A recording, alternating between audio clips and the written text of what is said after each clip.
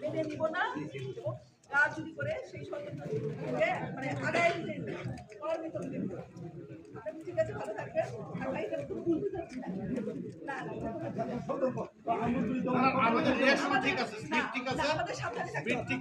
ঠিক আছে, ধন্যবাদ। আমরা সাবধানে থাকবো, আমরা কারো মানে পাতার হাতে পা দিব না, বুদ্ধি দিয়ে কাজ করবো।